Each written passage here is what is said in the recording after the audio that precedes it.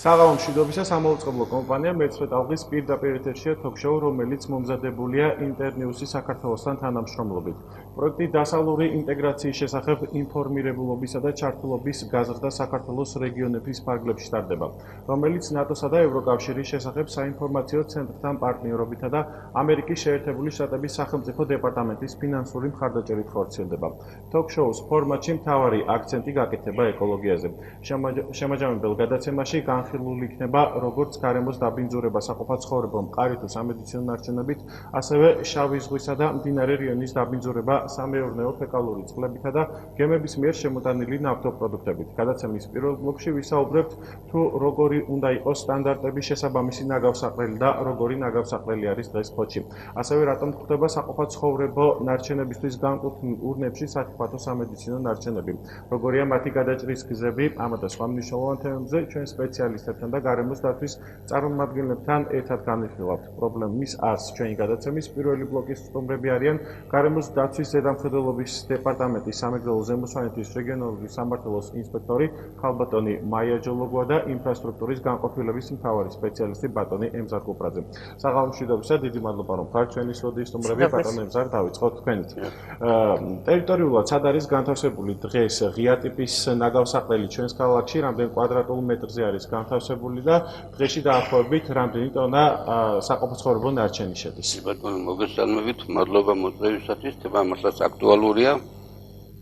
ნაგავსაყრელი ქალაქში მდებარეობს ნაბარდის უბანში, ჭავჭავაძის ქუჩის ბოლოს, მდინარე რიონისთან ძალიან ახლოს. სამწუხაროდ, პატარა შესავალს გავაკეთებდი, ეს ნაგავსაყრელი გაიხსნა გასული საუკუნის 60-იან წლებში.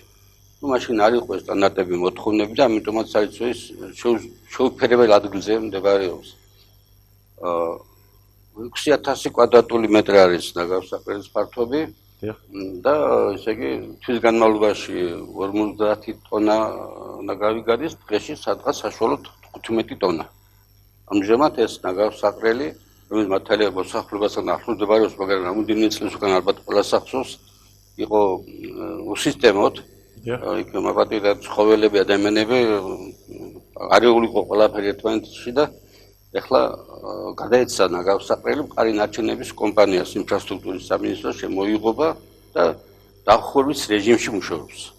ეს არის დღევანდელი მდგომარეობა. ანუ პირუტყვი და მოთხე ხა არა, რა თქმა უნდა, შემოღობილია ცხოველები ვეღარ ტექნიკა დგას, მიწაყრილით ივსება და ანუ სხვა ამ ეტაპზე ტექნოლოგია არ არსებობს, ესა დახურვის რეჟიმი.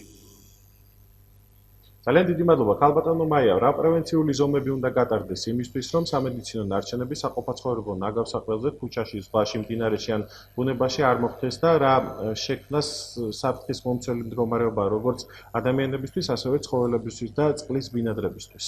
მოგესალმებით, მადლობა მოწვევისთვის.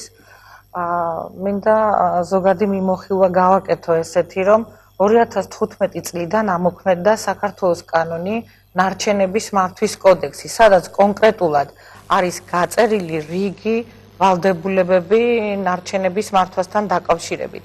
სამედიცინო დაწესებულებები, ანუ თითქმის შემიძლია ვთქვა, არა მარტო სამეგრელო ზემოსვანეთის რეგიონის მასშტაბით, არამედ საქართველოს მასშტაბით, რომ ყველა სამედიცინო დაწესებულებას ყავს ნარჩენების მართვის გარემოს დაცვითი მენეჯერი, რომლებიც ძირითადად აკონტროლებენ სამედიცინო კუთხით ამ სახიფათო და არასახიფათო ნარჩენების განთავსების პირობებს. ყველა სამედიცინო დაწესებულებას გააჩნია თავიანთ დაწესებულებებში სათავსი, ანუ სათავსი ეს ისეთნაირად არის მოპირკეთებული დეზინფექციისათვის და ამ სათავსში არის განთავსებული შესაბამისი კონტეინერები, რომლებიც არის განსათავსებლად სახიფათო ნარჩენებისათვის. ანუ ფერების და მიხედვით არის ეს კონტეინერები განთავსებული. ამისათვის შემდგომ ეს ანუ ამ სათავსში ჩვენი ანუ საქართველოს მთავრობის 2015 წლის 422 დადგენილების საფუძველზე ამ სათავსში შესული და გასული ანუ ყველა სახიფათო ნარჩენების აღწერა მიმდინარეობს ამისათვის არსებობს ყველა სამედიცინო დაწესებულებას გააჩნია რეგისტრაციის ჟურნალი ამ ხრივ ესე იგი სამედიცინო დაწესებულებებში ერთადერთი არის პრობლემა ის რომ მოხდეს დროულად გატანა ამ სახიფათო ნარჩენების სხვა მხრივ და სხვა კუთხით სამედიცინო დაწესებულებები შემიძლია მყარად ვთქვა რომ თითქმის დაცული არის ამ სახიფათო ნარჩენების ერთ იმაში მოგროვება სივრცეში მოგროვება თუმცა მაინც ფიქსირდება შემთხვევები, როდესაც ხდება სამედიცინო ნარჩენები თუ ესა თუ საყოფაცხოვრებლო ნარჩენები სამედიცინო ნარჩენების სახით. რა თქმა უნდა, ქუჩაში გვხდება ეს უფრო მოსახლეობის კუთხით, ჯერ კიდევ არ არის მუნიციპალიტეტებში, ანუ სრულყოფილად სახიფათო ნარჩენების განთავსების სპეციალური ურნები, რაც ქმნის სწორედ აი ამ ანუ ესეთი სახით უნდა იყოს, ანუ განთავსებული უნდა იყოს და სწორედ ეს ქმნის აი ამ გაუგებრობას იმისას, რომ არის დაყრილი ეს სახიფათო ნარჩენები. ჯერ კიდევ არის დაყრილი.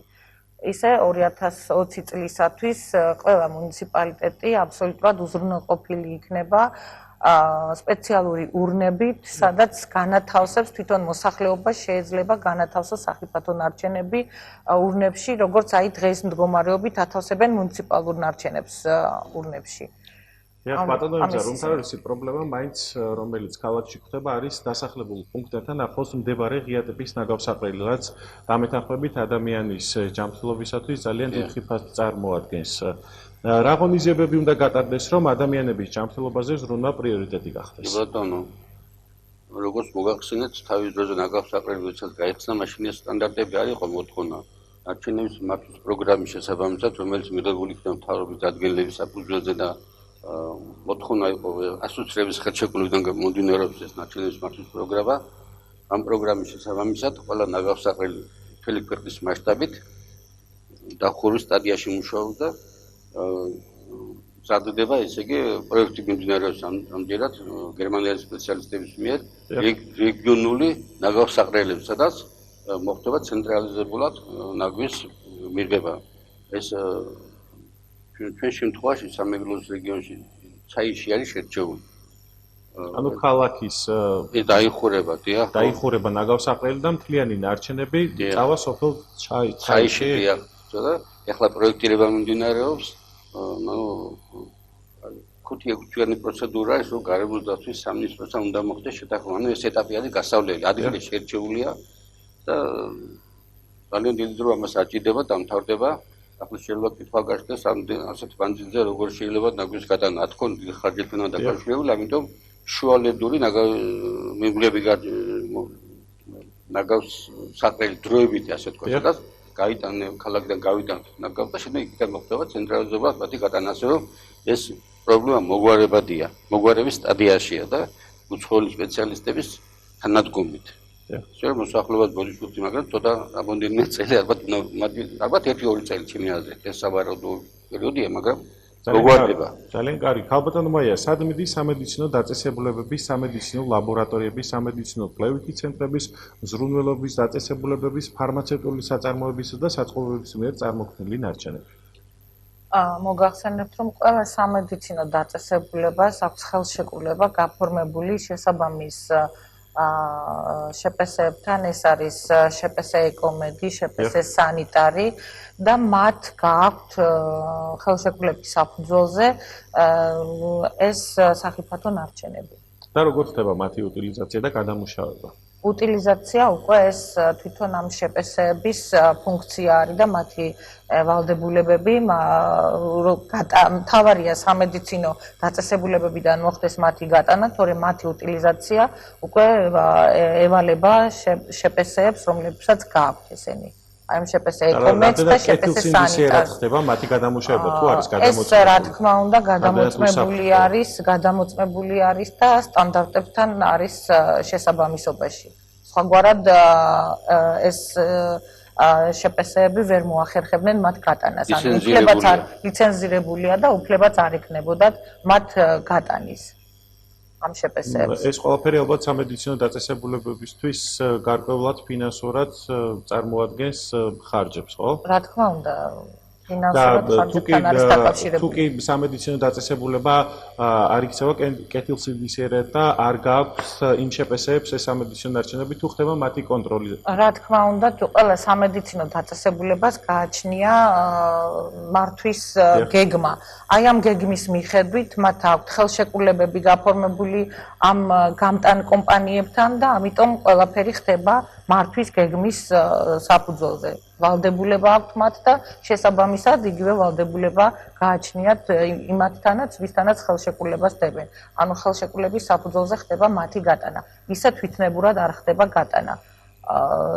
ეგ ყველაფერი ანუ დროც, დღეებიც არის. შეიძლება ზოგიერთ სამედიცინო დაწესებულებას ჰქონდეს 3 დღეში ერთხელ უგროვდებოდეს ეს ნარჩენი 3 დღეში ერთხელ და ხდება გატანა 3 დღეში ერთხელ, ზოგ სამედიცინო დაწესებულებებში დღეში ერთხელ და ასე შემდეგ. ეს თვითონ მათზეა დამოკიდებული და იმ რაოდენობაზეც რა რაოდენობის შეგროვება ხდება. რა თქმა უნდა, გრაფიკის მიხედვით ხდება ეს ყველაფერი. ძალიან კარგი, სასიამოვნოა თუ ამ ერთ სფეროში მაინც გვაქვს მიღწევა და ევროსტანდარტი. ბატონო ემზარ, ქალაქ ფოთს რამოდენიმე თვის წინ ევროკავშირის ფინანსური ხელშეწყობით გადმოეცა რამოდენიმე პლასმასის შესაგროვებელი კონტეინერი. სად მიდის ამ კონტეინერების შევსების შემდეგ ის პლასმასის ნარჩენები? ბატონო, მოკლე ინფორმაციას გავაკეთებ.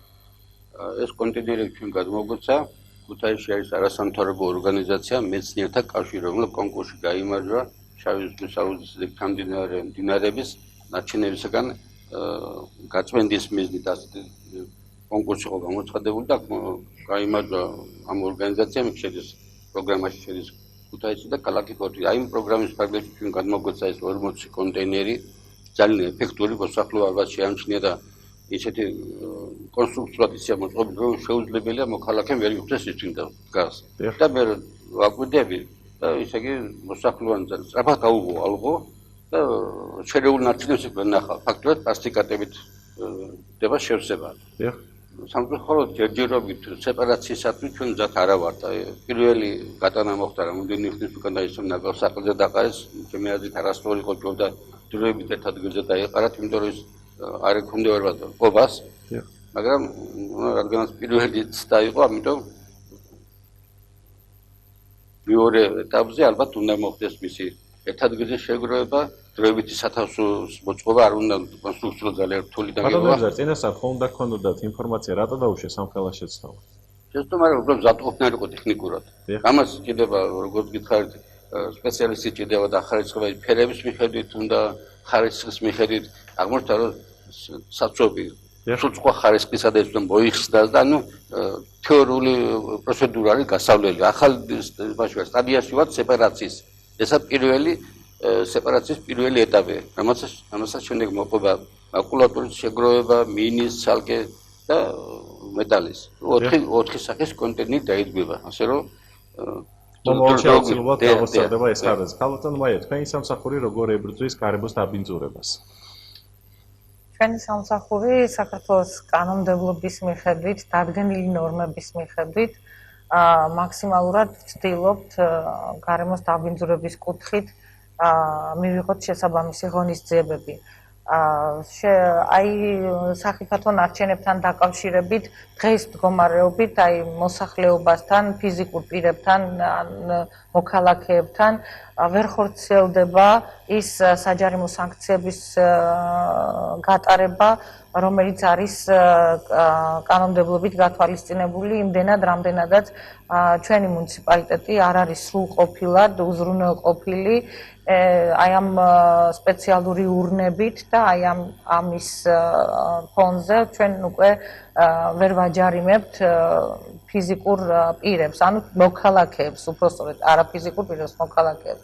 ხოლო იურიდიული პირების მიმართ ტარდება ის ღონისძიებები, როგორიც არის მაგალითად ნარჩენების მართვის კოდექსის 36 მუხლის მეორე ნაწილის თანახმად შესაბამისად ფიზიკური პირები ჯარიმდებიან 400 ლარის ოდენობით, ხოლო იურიდიული პირები 1000 ლარის ოდენობით. როგორ ხდება მათი გაკონტროლება? თუ არის რაიმე სამსახური შექმნილი იმისათვის, რომ გარემოს დაბინძურების შემთხვევაში ჩვეულებრივი პირი დაჯარიმდეს.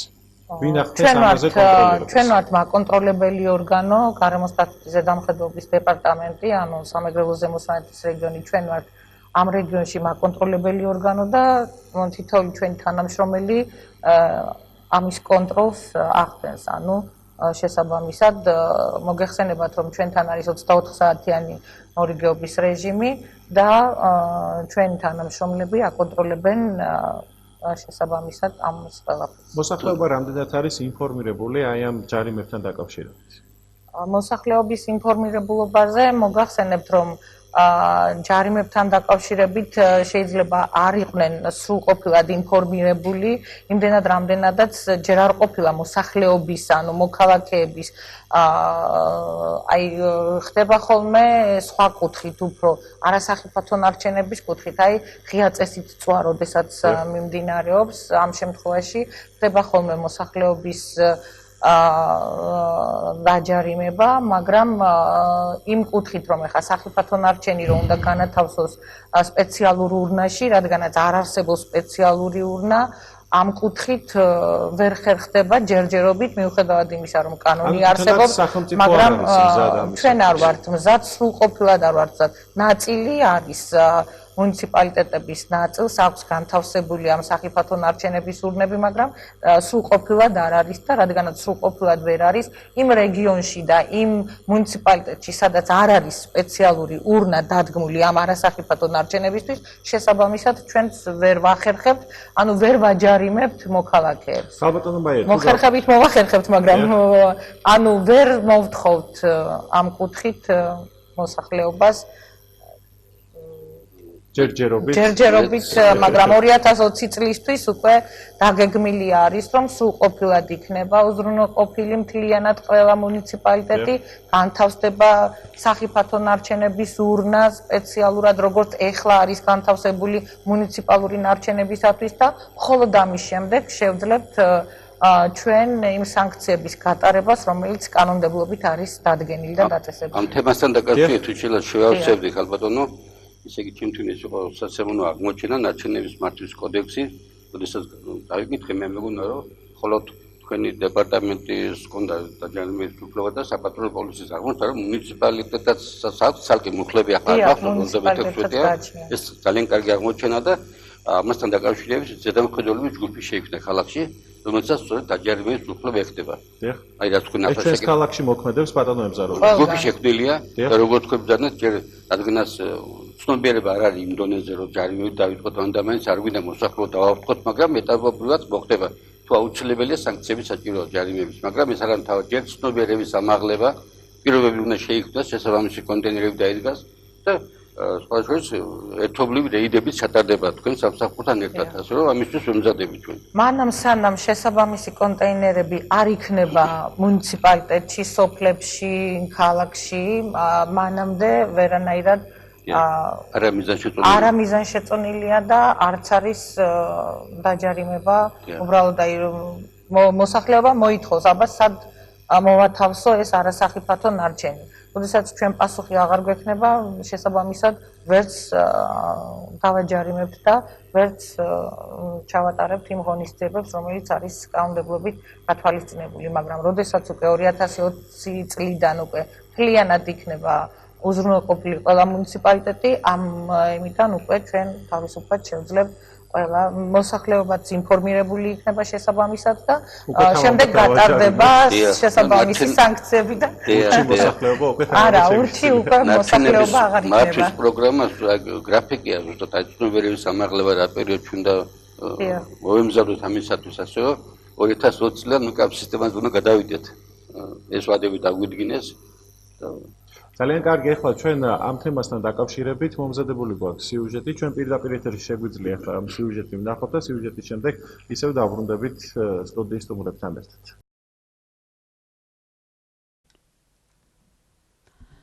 ჩვენს რეალობაში სამედიცინო დაწესებულებებიდან ასევე ოჯახებიდან გამოტანილი სახიფათო სამედიცინო ნარჩენებით გარემოს დანაგვიანების ფაქტები გვხვდება, რომელიც მუნიციპალური ნარჩენებისთვის განკუთვნილ ურნაში ან სულაც ქუჩაშია დაყრილი. დაბინძურებამ შესაძლოა უშუალო კონტაქტით ან ჰაერწოთოვანი გზით ადამიანების დაავადება გამოიწვიოს. ევროკავშირთან ასოცირების ხელშეკრულების თანახმად, როგორც სამედიცინო დაწესებულებები, ასევე ფარმაცევტული კომპანიები ვალდებულნი არიან წარმოქმნილი საფრთხეებზე სამედიცინო ნარჩენები ამ კოდექსის შესაბამისად მართონდა გარემოს და ადამიანის ჯანმრთელობის დაცვა უზრუნველყონ. ნარჩენების მართვის კოდექსი საქართველოში 2015 წლიდან ამოქმედდა. კანონზე ბულგარელი, გერმანელი და ქართველი ექსპერტები მუშაობდნენ, სადაც ევროკავშირის ჩარჩო დირექტივა და კონვენციები გამოიყენეს. კანონით რეგულირდება საფრთხეთა ნარჩენების წარმოქმნა, შეგროვება და ტრანსპორტირება, აგრეთვე მათი დამუშავება და დასაწყობება. მიუხედავად იმისა, რომ ყველა სამედიცინო დაწესებულებას გააჩნია ნარჩენების მართვის გეგმა, რეალობაში მაინც ხდება გარემოს დაბინძურება სახიფათო ნარჩენებით. ასევე გვიანდება სახიფათო ნარჩენების გატანა სამედიცინო დაწესებულებებიდან. ერთ-ერთი კლინიკის დირექტორის თეა მიგინეიშვილის თქმით, ისინი ნარჩენების მართვის კოდექსით ხელმძღვანელობენ. ჩვენს კლინიკაში ისედაც ამ რეგლამენტით გვევალდებულება, რომ ყავდეს ბრძანებით დანიშნული ნარჩენების მართვაზე პასუხისმგებელი პირი, რომელიც მთელ ამ პროცესს აკონტროლებს. კლინიკის დონეზე ძირითადად ხდება ნარჩენების უსაფრთხო შეგროვება, შენახვა, ხოლო რაც შეეხება გატანას და უტილიზაციას, ანუ განადგურებას, კლინიკას ხელშეკრულება აქვს შეპესე ეკომედიკალ გრუპთან. ეგ არის კომპანია, რომელიც ფლობს ლიცენზიას ამ საქმიანობაში. ფათო ნარჩენებით გარემოს დანაგვიანებისას ნარჩენების მართვის კოდექსის 36 მუხლის მეორე ნაწილის შესაბამისად ფიზიკურ პირზე სანქცია 400 ლარს შეადგენს, ხოლო იურიდიული პირისთვის ჯარიმა განისაზღვრება 1000 ლარის ოდენობით. გარემოს დაცვის ზედამხედველობის სამსახურის ინსპექტორი მაია ჯოლოგოა აცხადებს, რომ ერთადერთი გამოსავალი ნარჩენების მართვის სისტემის გაუმჯობესებაა. მანამ სანამ სრულყოფილად არ იქნება მუნიციპალიტეტები უზრუნველყოფილი ურნების განთავსებით, ანუ საუბარი არის როგორც სახიფათო ურნების განთავსებაზე, ასევე ჩვენ ვიცით, რომ დღეს მდგომარეობით ყველა მუნიციპალიტეტის თითქმის ყველა მუნიციპალიტეტში განთავსებული არის ურნები მუნიციპალური ნარჩენებისათვის. მანამ მოსახლეობის მიმართ ვერ გატარდება კანონით გათვალისწინებული ზომები, სანქციები. ევროკავშირთან ასოცირების ხელშეკრულების ფარგლებში საქართველოს ვალდებულება აქვს დაიცვას გარემო დაბინძურებისგან.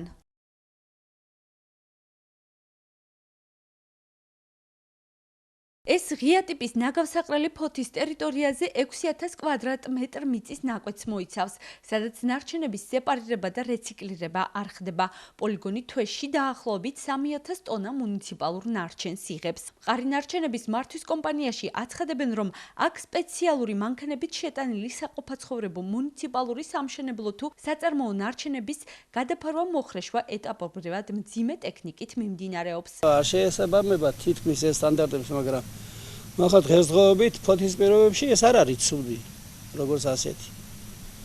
ახლა აქ ნაგავი რო შემოდის დღეში, ეს ნაგავი ყველა უნდა დაიფაროს, ყველას უნდა გადაეყაროს პესოკი ხრეში და იმალება ეს როგორც ასეთი იფარება ეს. თქვენს ნახეთ რომ როგორ არის ეს დაფარული და წინა პერიოდში და ახლაც და რა ვიცი ახლა როგორ შეიძლება ვაკეთებ შეძდების და გვარად.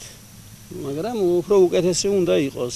დასახლებულ პუნქტთან ახლოს მდებარე ღია ტიპის ნაგავსაყრელი გარემოზე და ადამიანების ჯანმრთელობაზე მავნე ზემოქმედებას ახდენს. საქართველო ვალდებულია ევროკავშირთან ასოცირების ხელშეკრულების ფარგლებში, რომელიც ძალაში 2015 წელს შევიდა ნარჩენების მართვის სფეროში შექმნას ისეთი სტანდარტები, რომლებიც ხელს შეუწყობენ ნარჩენების პრევენციას და მათი ხელახალი გამოყენების ზრდას. ნარჩენების მართვის პროგრამა ეს საქართველოს მთავრობამ მიიღო ასოცირების ხელშეკრულების მოთხოვნის შესაბამისად. ეს ერთ-ერთი მნიშვნელოვანი მოთხოვნაა ასოცირების ხელშეკრულების და როგორ გითხარი, ვადებია გაწერილი და ამ სტანდარტის შესაბამისად უნდა დაიხუროს ნაგავსაყრელი მოსახლეობა, ის ახლოს არ უნდა იყოს, დინარი არ უნდა იყოს ახლოს და ეს არის საფუძველი. ჩვენ მაინც გვინდა ამ სისტემაზე გადასვლა, მაგრამ გვეხმარება უცხოელი სპეციალისტები. ამას მოგთხოვენ კიდევ, ჩვენ რო არ გვიდოდეს, მაინც მოხდება ამ სისტემაზე გადასვლა და დაწყებულია ეს პროცესი. ნაგავსაყრელები უნდა დაიხურეს და გაკეთება რეგიონული. ნაგავსაყრელები ადგილზე აღარ იქნება დაიხურება საერთოდ, ეხლა დახურის რეჟიმში მუშაობს. ესე გარკვეული დრო ჭირდება, არც ისე ბევრი პროექტირება დაწყებულია, სოფელ ცაიში გაკეთება რეგიონული ნაგავსაყრელი და იქ გაიტანებენ საყოფაცხოვრო ნარჩენებს. ასე რომ ეს პრობლემა მოიხსნება. ემზარ კუპრაძეს განცხადებით, ფოთში ნაგავსაყრელი დახურვის რეჟიმში მუშაობს. თანამედროვე სტანდარტების შესაბამისი ნაგავსაყრელის მშენებლობის პროექტირებაზე მუშაობა გერმანელ სპეციალისტებთან თანამშრომლობით უკვე დაწყებულია. დაბრუნდით ეთერში, ბატონო ემზარ, რა ვალდებულებები გააჩნია სახელმწიფოს ნაგავსაყრელთან მართვასთან დაკავშირებით? ბატონო, როგორც მოგახსენეთ, ასოცირების ხელშეკრულების ერთ-ერთი მნიშვნელოვანი მოთხოვნა არის სწორედ ნარჩენების მართვა. აი ამ საფუძველზე, როგორც გითხარით, თავების ადგილები იქნა მიღებული და შესაბამისად ნარჩენების მართვის პროგრამა, სადაც ნაგავსაყრელებს ერთ-ერთი განსაკუთრებული გამორჩეული ადგილი აქვს.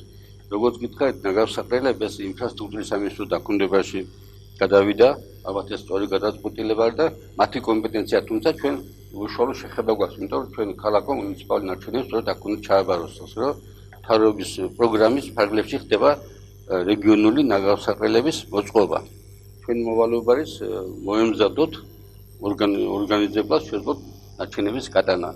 ამ დღეებში ჩვენ ქონდა შეხვედრა გერმანელი სპეციალისტებიც ძირითადად გვეხმარებიან საბერძნეთიდანაც არიან, თქო უნდა მათი გამოცდილება ძალიან შორს არიან და მათ ასე გვითხრეს, აი ნარჩენების მართვის პროგრამა არის 5 წლიანი და სტრატეგიული პროგრამა 30 წლამდე. ანუ რატო ამ ხელად არის მოცემული? მათ გვითხრეს რომ ჩვენ 50 წლის გამოცდილება გვაქვს და ეხლა შეცდომი მოგდის. ამიტომ ესე არ ფიქრობთ რომ ხვალვე გადახვალთ, ამას დრო უნდა. რა თქმა უნდა. გამოცდილება უნდა, ბაზა ჭირდება, ცნობიერების ამაღლება უნდა, თუმცა გვითხრეს რომ ჩვენ ეგზა გავყვალეთ. ანუ თქვენ უკვე იმდენი შეცდომი დაშვების უფრო აღარ გავდგეთ. მაგრამ ასე ვთქვათ, ნუ შეშინდებით რა ეს არის საზო ჩვენ ახლა დაველოდოთ მაინდამეს 2030 წლამდე. ანუ გრაფიკეთ ადგენილი ჩვენივე შედგენილი და გვითხრეს რომ მიგვანიშნეს რომ დაჯარიმდებით კიდევ აი ეს ვადა რო გიწერიათ იმ ვადაში აუცილებლად ჩაედიოთ, ასე რომ ცოტა რთული თემაა მართალიაც და ჩვენ დაწყებული გვაქვს მზადება სეპარაციას გადასვლასთან დაკავშირებით. საზღვარგარეთ 20-22 სახეობის კონტეინერი დგას, როგორც ჩვენ გვითხრეს. საჯარიმო სანქციები კი არა, ისთან ხარო დავასახელო ჩვენ მოსახლეობა დავთხება. თუმცა ალბათ ამ სისტემაზე თანათან ჩვენს მოგვიწევს გადასვლა. სწორედ ქალბატონო მაია, მინდა თქვენ შეგეკითხოთ, რა ზომები ტარდება პრევენციისთვის და როგორ იყენებთ ევროპულ გამოცდილებას საქართველოში? საქართველოში თითქმის ყველა მოსახლეობა უკვე ინფორმირებულია იმ კუთხით, რომ თუ როგორ ხდება ევროპაში ამ ნარჩენების დახარისხება და მათი გადანაწილება შესაბამის კონტეინერებში. ჩვენთან იმდენად რამდენადაც ჯერჯერობით სრულყოფილი არ არის ეს კონტეინერების განთავსება ჩვენს მუნიციპალიტეტებში, ამდენად ცოტა შეფერხებული არის ამ მხრივ, მაგრამ საზოგადოების თვითშეგნების დონე მაღდება, რა თქმა უნდა, თითქმის მოსახლეობამ იცის უკვე როგორ უნდა განათავსოს ეს სახიფათო თუ არასახიფათო ნარჩენები და ვიმედოვნებთ და იმედია რომ მომავალში ჩვენი მოსახლეობის თვითშეგნების დონის ამაღლების შესაბამისად თვითონ მოსახლეობა განათავსებს ეხლა როგორც დღეის მდგომარეობით ათავსებენ მუნიციპალურ ნარჩენებს შესაბამის სპეციალურ ურნებში, როგორც კი განთავსდება ურნები შესაბამისობის და მიხედვით, ასევე მოსახლეობაც განათავსებს თავიანთ სახიფათო თუ არასახიფათო ნარჩენებს სპეციალურად შესაბამის ურნებში. ასე რომ იმედი გვაქვს ჩვენი მოსახლეობის თვითშეგნების დონის ამაღლების. ძალიან კარგი, ბატონო ემზარ, მოდით საუბრის დასასრულს გადავიდეთ სამომავლო გეგმებზე. რა გვაქვს ჩვენს ქალაქში სამომავლოდ სასიკეთოდ დაგეგმილი ამ თემასთან დაკავშირებით, აი ამ პრობლემებთან დაკავშირებით? უახლოესი მომავლის გეგმებზე რო ვისაუბროთ. რას უნდა ელოდეს ჩვენი მოსახლეობა? ბატონო, ერთ-ერთი სასიამოვნო მოვლენა არის, დაახლოებით 2 კვირის უკან ქალაქში შემოსულიყო ერთ-ერთი ორგანიზაცია, ახლა სახელი არ მაქვს, მაგრამ ეს იქნება ძალიან მძლავრი საწარმოო პლასტიკატების გადამუშავების. ტერიტორიის შერჩევაზე იყო საუბარი, ამ დღეში ისევ ჩამოვლენ, ანუ მიდის მზადება და ეს მარტო ქალაქის მასშტაბით და ალბათ მთელი ქვეყნის მასშტაბით იქ მოხდება მიღება პლასტიკატების მედან პრობლემაა ცოტა ყველა კითხულობს კი ბატონო აი ქორობძანით ისე შევაგროვოთ, პასტიკადებანი საწავიღოთ, როგორ დავამუშავოთ, ამიტომ ეს საკითხი დადებითად წყდება, ახლა სწორედ აი პროცესი მიდის ამ საკითხის გადაწყვეტის, ეს არის ძალიან სასუხოლი მოვლენა.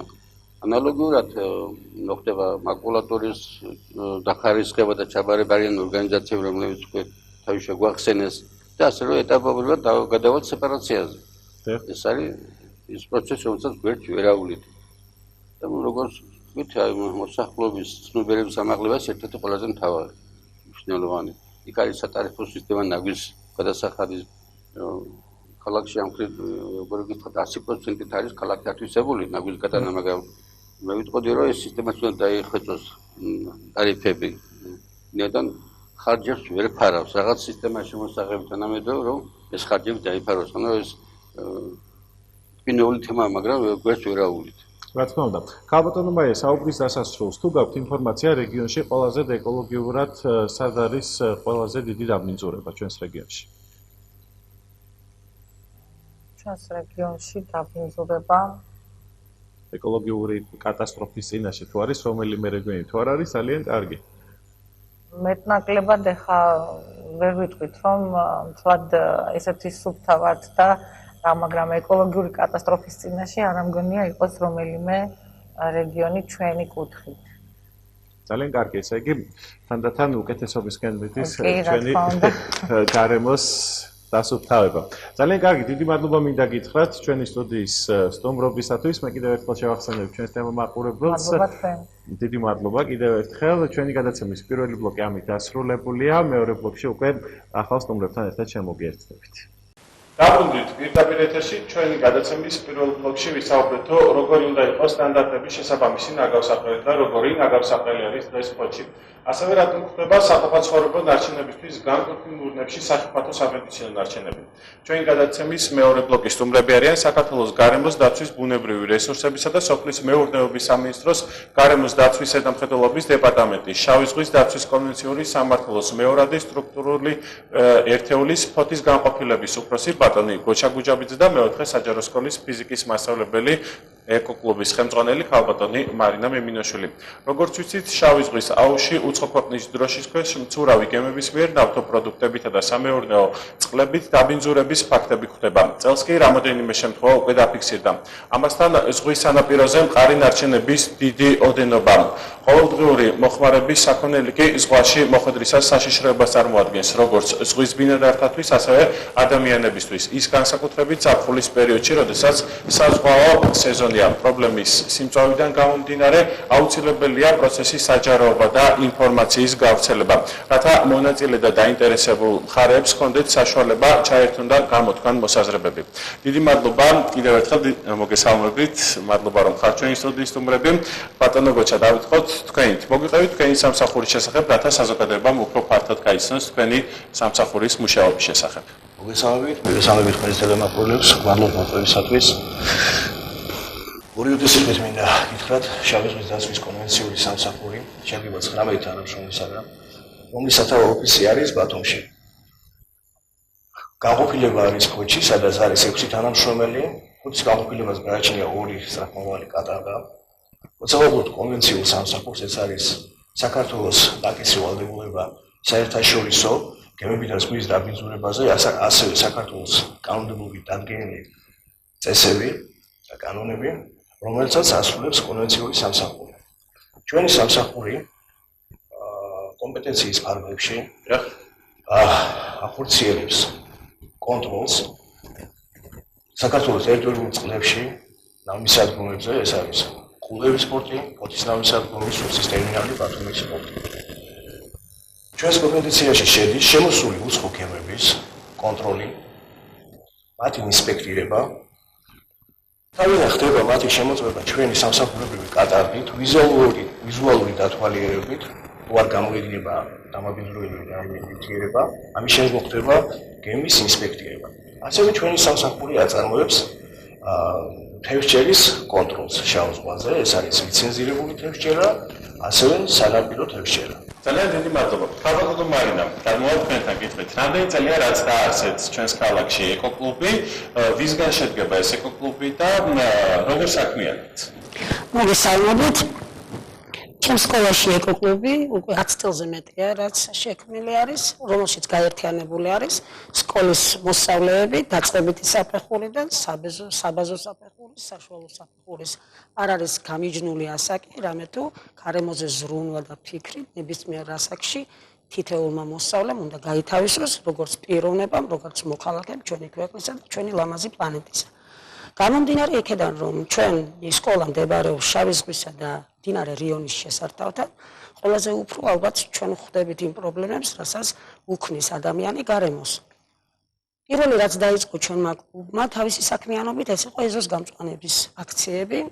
მხარში პირველი ნერგები, რომელიც მოვიტანეთ, ეს იყო საპატრიარქოს ჩვენი მეუფის ბაღიდან, რასაც სქვია, ეს კვიპაროსის ნერგები, რომელიც დავდგეთ ეზოში, გაიხარა, ვუვლიდით. ძალიან ცუდი ნიადაგი არის სკოლის მიმდებარე პერიმეტრზე. ქვა ღორღიანი, ძნელი არის რაიმე ნარგავები დაარგო და შემდგომ მასზე არის ზრუნვა, ბევრი ზრუნვა სჭირდება. ამაში აქტიურად გვეხმარება ტექნიკური პერსონალი სკოლის, კლასის დამრიგებლები და სხვათა შორის ძალიან აქტიური არის ჩვენი მშობლები. მივახციეთ იმას, რომ ძალიან ლამაზი ეზო გვაქვს, თანაც შემოიღობა ეს ეზო და სულ სხვა დანიშნულება და ფუნქცია მიიღო ჩვენი ეზოს გარე პერიმეტრმა. გარდა ამისა, მოსწავლეები ყოველთვის ზრუნავენ საკლასო ოთახში შექმნან ლამაზი ჟანგბადით მდიდარი გარემო, რამე თუ ვიცით, რომ მწვანე საფარი, ეს არის დედამიწის ფილტვები იგივე და ბავშვებიც ცდილობენ მოიტანონ ყვავილები თუ სხვა მცენარეები, რომლითაც ალამაზებენ საკლასო ოთახებს, დერეფნებს და ასე შემდეგ. რამდენი მოსწავლისგან არის დაკომპლექტებული ეკოკლუბი და რომელი კლასიდან შეუძლია უკვე მოსწავლეს გაწევრიანდეს ეკოკლუბში?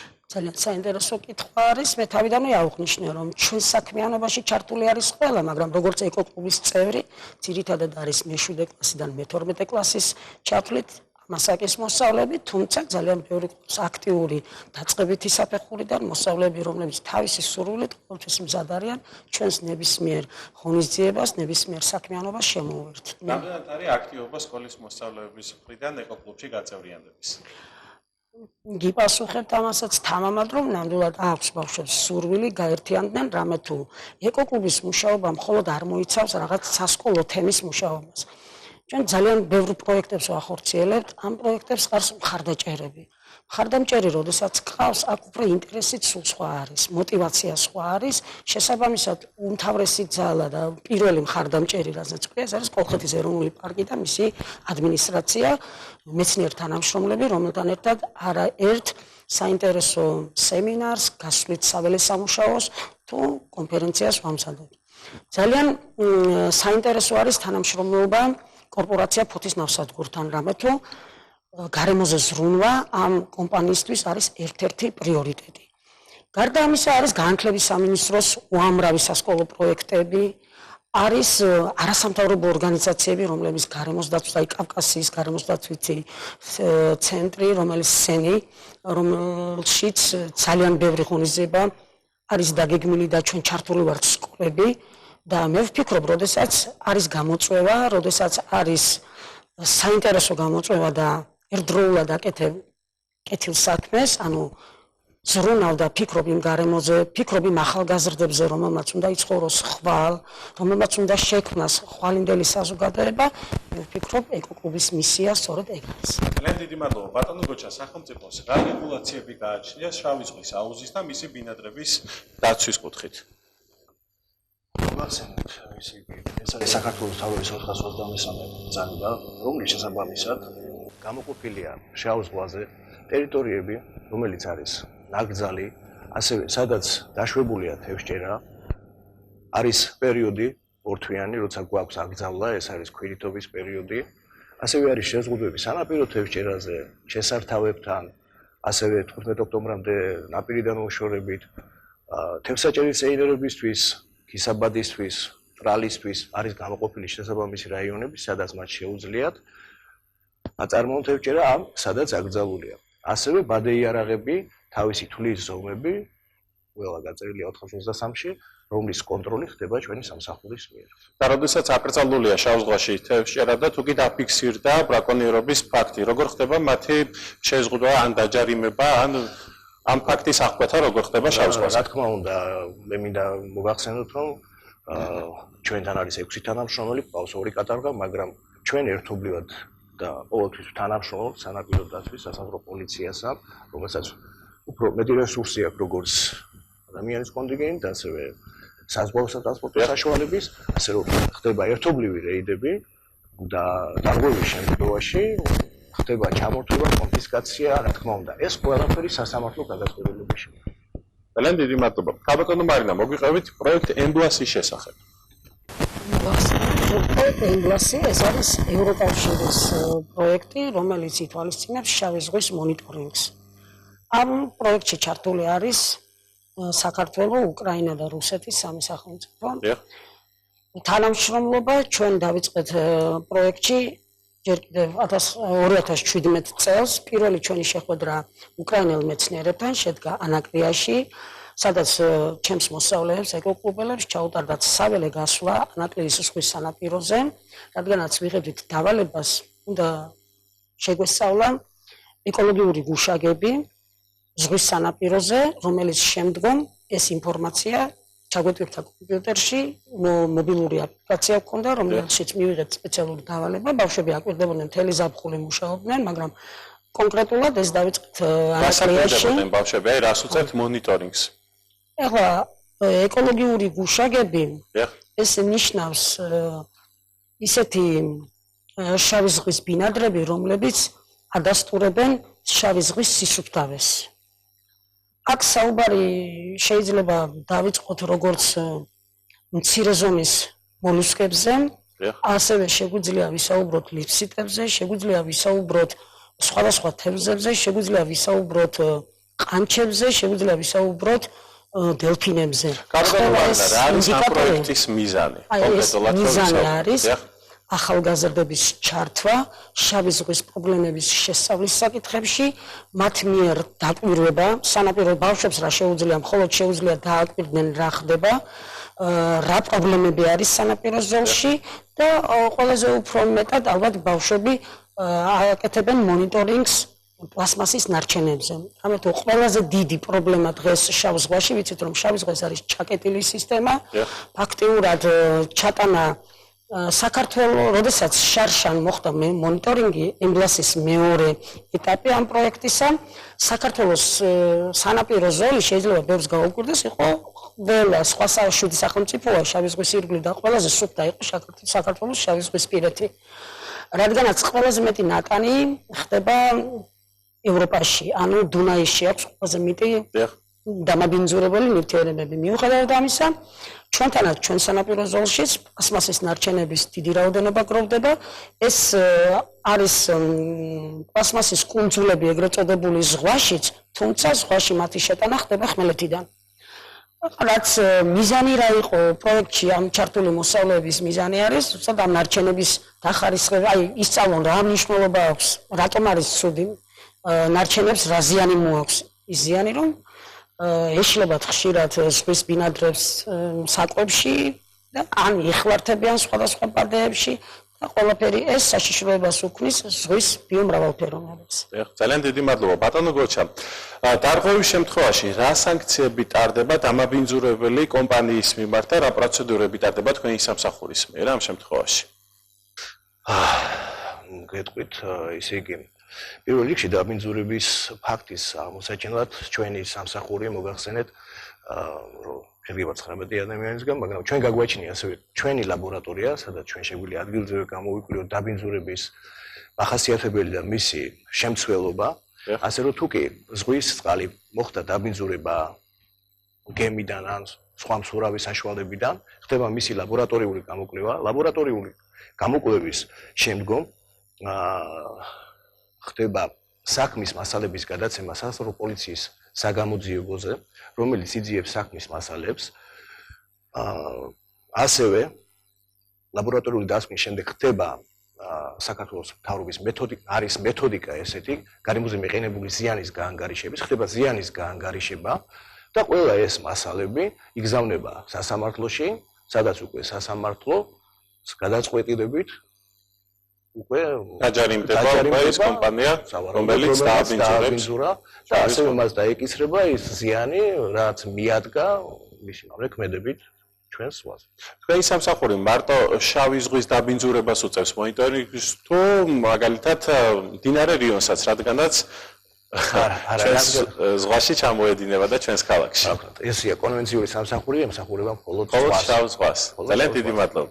გალბატონო მარინა, რა არის საჭირო იმისათვის, რომ ფოთში თქვენი სამსახური და თქვენი მუშაობა უпроსტად უფრო მასშტაბური და უფრო პოპულარული გახდეს მოზარდთაობაში? თქვენი საქმიანობა, თქვენი ეკოკლუბი. მოგხსენებთ, ბოლო წლებში მინდა აღვნიშნო, რომ თითქმის ყველა ჩვენ საჯარო სკოლაში და კერძო სკოლებში შექმნილი არის ეკოკლუბები და ჩვენ თანამშრომლობთ. ძალიან გააქტიურდა სკოლები, მოსწავლეები. თუმცა მაინც მე პირადად ვიქნებოდი თამამი და გამოვყოფდი მეოთხე საჯარო სკოლის ეკოკლუბს. ნუ მადლობთ. და თქვენი დამსახურებაა ნამდვილად. მადლობთ, მაგრამ მე მაინც მინდა ვთქვა, რომ ჩემი კოლეგებიც, ვინც ძალიან ბევრი სკოლა აქტიურად თანამშრომლობს, თუნდაც შემიძლია გითხრათ ბოლო აქცია, რომელიც შავი ზღვის საერთაშორისო დღეს მიუძღვენით, ეს იყო მასშტაბური დასუფთავების აქცია მალთაყვის უბნიდან მალთაყვა კუნძულის უბანი ნაბადის მონაკვეთი, სადაც ყველა საჯარო სკოლის ეკოკლუბის მოსწავლეები აქტიურად ჩაერყნენ დასუფთავების აქციაში და ნებისმიერი ჩვენი გამოწვევა ყოველთვის არის მიღებული. გარდა ამისა, სკოლებს შორის ჩვენ სამ სკოლასთან გვაქვს გაფორმებული მემორანდუმი თანამშრომლობის ეკოკლუბებს, ეს არის მე-11 საჯარო სკოლა, წმინდა ნიკოლოზის სახელობის სკოლა და ეს გამოწვევა არ არის მხოლოდ ეს არის ვალდებულება. მე ვფიქრობ, ყველამ უნდა ვიზრუნოთ და ეს რაღაც მხოლოდ გამორჩეულად არ უნდა იყოს რაღაც სისადმი მიზღვნილი დღე. ყოველი დღე არის სისუფთავის დღე, ყოველი დღე არის გარემოზე ზრუნვის დღე. მე ვფიქრობ, როდესაც ყველა მოქალაქე იფიქრებს ასე, ჩვენზე უფრო ლამაზი და მოვლილი ქალაქი და საერთოდ ერთიანობაში ქვეყანა პლანეტაზე არ იქნება. რა თქმა უნდა, გალბატონო მარინა, თქვენ ახსენეთ, რომ უკვე ძალიან დიდი ხანია, რაც ამ ეკოკლუბის დამაარსებელი ხართ და ძალიან აქტიურად უდგახართ მოზარდთაობას გვერდით. თუ გაქვთ გაკეთებული შედარება სხვა წლებთან შედარებით, როგორი არის შავი ზღვის მიმდებარე ტერიტორია, სანაპირო ტერიტორიის დაბინძურება, ყოველწლიურად იმატებს თუ უფრო კლებადია შავი ზღვის მიმდებარე ტერიტორიის დაბინძურების ფაქტები? მოგახსენებთ, ჩვენ ძირითადად კუნძულის უბანში ვცხოვრობთ და ამიტომ ფაქტიურად ყველა ღონისძიება, ეს აქტივობა გვიწევს ჩვენ სანაპიროზე, რამე თუ ეს ყველაზე უფრო აქტიური ცოცხალი ზონაა, ქალაქთან ყველაზე უფრო ახლო და ამ უბნის მოსახლეობა ყველანი ვისვენებთ. მინდა აღვნიშნო, რომ სხვათა შორის უფრო აიწია მოქალაქეთა კულტურა, ჩვენიც როცა გავდივართ ხოლმე რაღაც ეკოლოგიური ღონისძიება თუ გვაქვს ან ჩაფიქრებული გვაქვს რაიმე აქტივობა, მოსახლეობაც ერთვება და გარდა ამისა სხვათა შორის ყველას მოსწონს ეს ჩვენი აქტიურობა და მინდა გითხრათ, რომ სანაპირო ზოლის სისუფთავის ხარისხი უფრო მაღალია. მე მინდა მადლობა უთხრა ჩვენი ეთერიდან ყველა იმ ადამიანს, ვინც ზრუნავს იმ ტერიტორიაზე, რომელთანაც ახლოს ცხოვრობს და უწევს მას სეირნობა. მე ვფიქრობ, ყველანი სეირნობს ჩვენ კუნძულის უბანზე, ეს ყველაზე აქტიური ზონა არის. ძალიან კარგი და სასიხარული და მისასალმებელი ფაქტია, თუკი ყოველწლიურად უფრო ნაკლები და ნაკლებია. დიახ.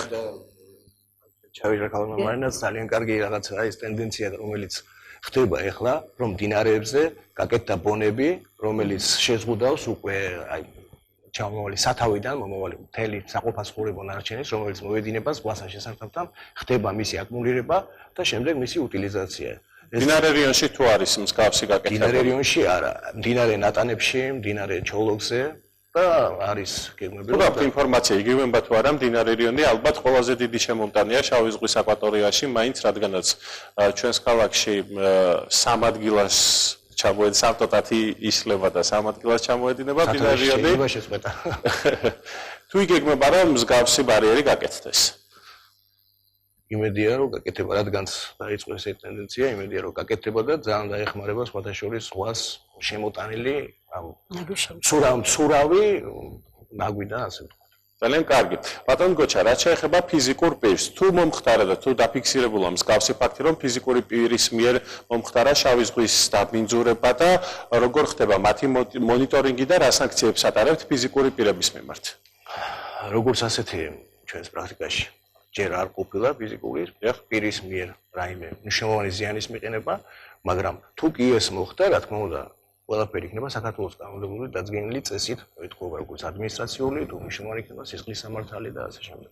ძალიან კარგით, რომ მსგავსი ფაქტი არ დაფიქსირებულა. ქალბატონო მარინა, წლის განმავლობაში რა აქტივობებს ახორციელებს ეკოკლუბი? წლის განმავლობაში უმთავრესად ჩვენ გვაქვს ეკოლოგიური კალენდარი და ამ კალენდარში აღნიშნული არის ძალიან ბევრი ეკოლოგიური თარიღი. დავიწყოთ შავი ზღვის საერთაშორისო დღე, დედამიწის დღე, წყლის დღე, სუფთა წყლის დღე, ჩიტების დღე, ძალიან ბევრი ეკოლოგიური ღონისძიება არის კალენდარში და ხშირად ვსვამთ ხოლმე შეკითხვას, უნდა იყოს ეს დღე ბავშვებო?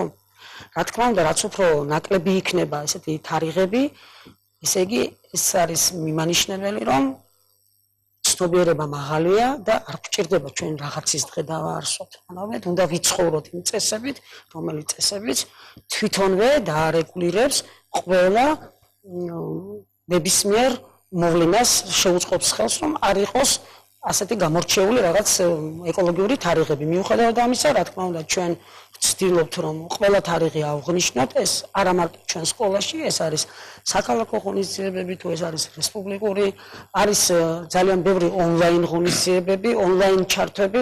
მე მხედველობაში მაქვს, რომ ჩვენ ხშირად აი ჩემი სკოლის ეკოლოგიურ თანამშრომლობთ უკრაინელ თანატოლებთან, ერთობლივი ძალიან ბევრი ღონისძიება, აი თუნდაც შავი ზღვის დასუფთავების აქცია, ერთობლივად ვიწყებთ რამდენიმე ქალაქში, ფოთში და უკრაინის რამდენიმე ქალაქში, რომელიც ოდესის ოლქთან, ვიცით რომ ქალაქი ოდესა, ასე უფრო ზღვისპირა ქალაქია, დიდი ნავსადგური და მის აი ამ ზღვის ბასეინში მცხოვრები მოსწავლეებიც ძალიან აქტიურად სხვათა შორის თანამშრომლობენ და აი ძალიან ბევრი მოხალისე არის ევროპულ ქვეყნებში, რომლებიც თავისი სურვილით გადაადგილდებიან ერთი სახელმწიფოდან მეორე სახელმწიფოში, რომ დაეხმარონ უშუალო ბუნებას. ძალიან კარგი, ბატონო გოჩა. როგორც ვიცით, რამოდენიმე დღის წინ მოხდა უცხო ქვეყნის დროშის ქვეშ მცურავი გემის მიერ მოხდა წყლის დაბინძურება, კონკრეტულად შავი ზღვის დაბინძურება. მოდით გითხარით, რომელმა გემმა დააბინძურა ჩვენი აკვატორია და რა სანქციები დაეკისრათ მათ, მაგრამ ვიდრე სანამ ამ კითხვაზე თქვენ პასუხს გავცემდეთ, მე მინდა კიდევ ერთხელ შევახსენოთ ჩვენს ტელემაყურებელს, მათ შეუძლიათ ახლა ამ გემის დაჯარიმების ვიდეო კადრები ნახოს პირდაპირ ეთერში, რომლის ნახვის შემდეგაც ჩვენ პირდაპირ ეთერში დავბრუნდებით და შემდეგ გავგზავნოს ბატონი გოჩა ამ კითხვაზე პასუხს.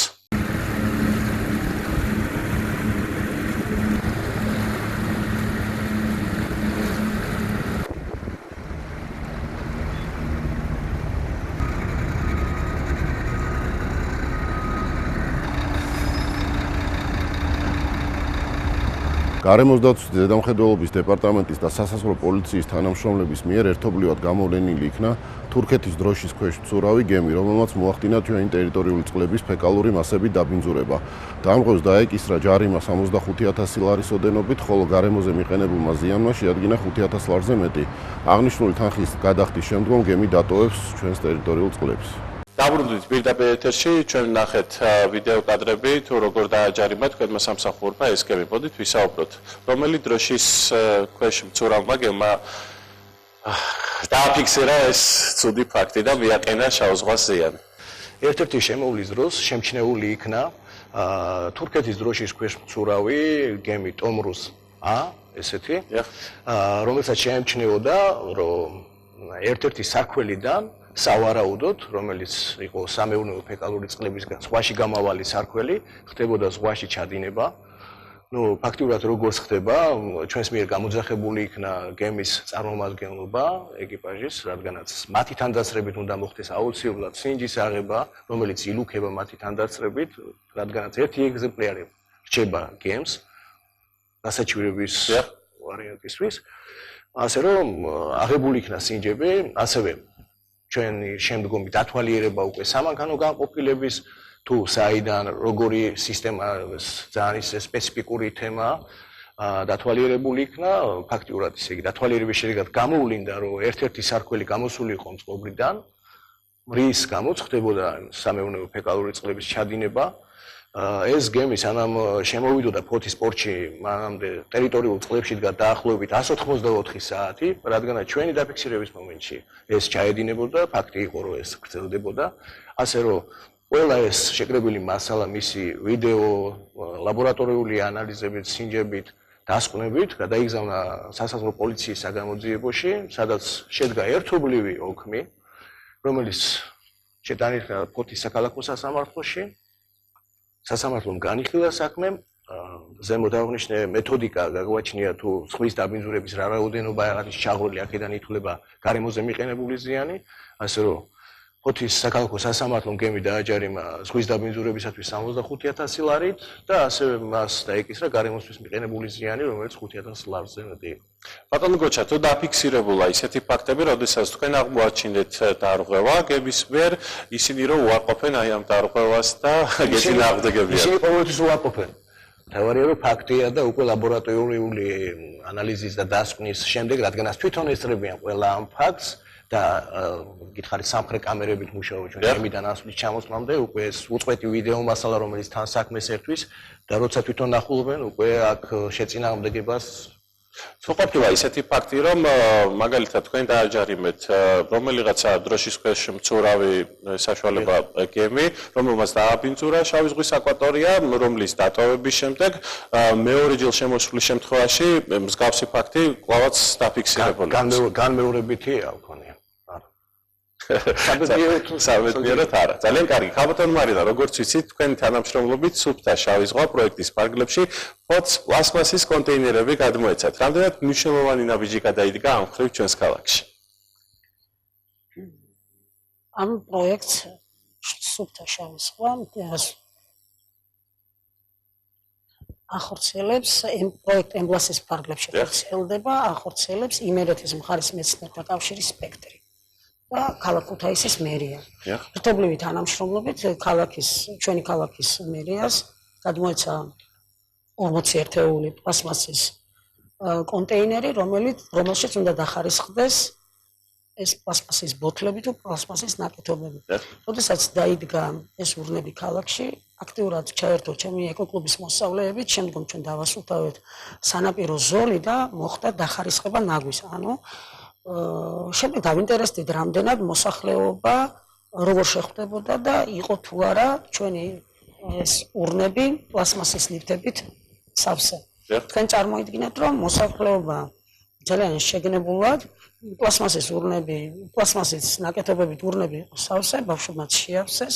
შემდგომ ვათვალიერებდით ჩვენი სკოლის ტერიტორიასთან დაიდგა ერთი ბაზრის ტერიტორიას და აქტიურად ეხლა ყველა უბანში დგას და მოსახლეობის ძალიან მოტივირებულად, შეგნებულად შეხვდნენ, ხდება დახარისხება ნაგვის, თუმცაუტილიზაციაზე ვერაფერს ვერ გეტყვით სადმიდის შემდგომ. ჩვენ გადაცემის პირველ ბლოკში ვისაუბრეთ, რომ სწორედ მოსახლეობამ გამოიჩინა ძალიან მაღალი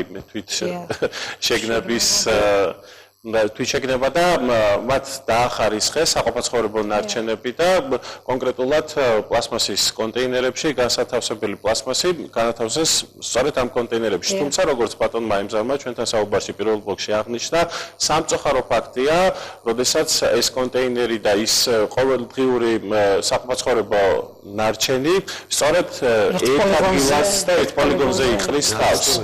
თქვენ თუ გქონდათ ამასთან დაკავშირებით საუბრები, როდესაც ამ პროექტს ახორციელებდით და თუ გქონდათ ინფორმაცია. ახლა ჩვენ ამ პროექტში ჩართული ვართ მეცნიერთა კავშირის სპექტრის წარმომადგენლებთან ერთად და ამ პერიოდში ჩაგვიტარდა ამ პროექტის ფარგლებში უпроსტად ჩაგვიტარდა ტრენინგები ყველა საჯარო სკოლიდან, სხვა ორგანიზაციებიდან იყვნენ მოწვეული შესაბამისი სპეციალობის ადამიანები, რომლებსაც ხელეწიფება იფიქროს ამ საკითხზე. ტრენინგების შედეგად მივიღეთ რა ცოდნა, რატომ არის აუცილებელი ნარჩენების დახარისხება, რატომ უნდა მოხდეს დახარისხება და შემდგომ როგორ უნდა მოხდეს ამ ნარჩენების utilizația. Ჩვენც დაგისვეს შეკითხვა პროექტის ხელმძღვანელებმა, ჩვენ ამდენი ვიმუშავეთ, გადმოგეცით და თქვენ დაინტერესდით თუ არა, სად მიდის ეს თქვენი შეგროვილი პლასმასის ნაკეთობები, ნარჩენები, დიახ. რა თქმა უნდა, დაინტერესდით, ბატონი ემზარია ინფრასტრუქტურის სამსახური, რომელიც პასუხს ამ საკითხებზე, ვიცით რომ ჯერჯერობით არ ხდება ჩვენს ქალაქში, ცალკე რაღაც პოლიგონი არ არის გამოყოფილი. თუმცა მოსახლეობა უფრო შეგნებულად იქცევა, ის ახარისხებს ამ საყოფაცხოვრებო ნარჩენსა და პლასმასის ნაკეთობებს, მაგრამ მაინც თავს იყრის ერთ ადგილზე და ეს უკვე რა თქმა უნდა პროექტის ინტერესებში არ არის. რა თქმა უნდა, თუმცა სამომავლოდ როგორც ბატონმა აღნიშნა ჩვენთან საუბარში, იგეგმება უკვე მილევადია ქალაქის ბოლოში განთავსებული ნაგავსაყრელი და მომავალი წლისთვის უახლოეს წლებში იგეგმება თანამედროვე სტანდარტებით აღჭურვილი ნაგავსაყრელი, სადაც მოხდება სწორედ აი საყოფაცხოვრებო ნარჩენების უტილიზაცია და ცალ-ცალკე გადანაწილება. ძალიან კარგი ბატონო გოჩა, ამ დროისათვის თუ გაქვთ უკვე მონიტორინგი გაწეული, რამდენი დარღვევა მოხდა შავი ზღვის დაბინძურების ფაქტზე? სხვა წლებთან შედარებით მომატებულია შავი ზღვის დაბინძურება თუ უფრო დაკლებულია? რადგანაც დაბინძურებაზე მე მინდოდა ეხლა მე თქვა ერთი ესეთი ძალიან კარგი რაღაცა რაც ხდება გემი როცა მოიმართება საქართველოს მიმართულებით თუ დროში არ ვარ შეზღუდე? არა, რა თქმა უნდა, ის.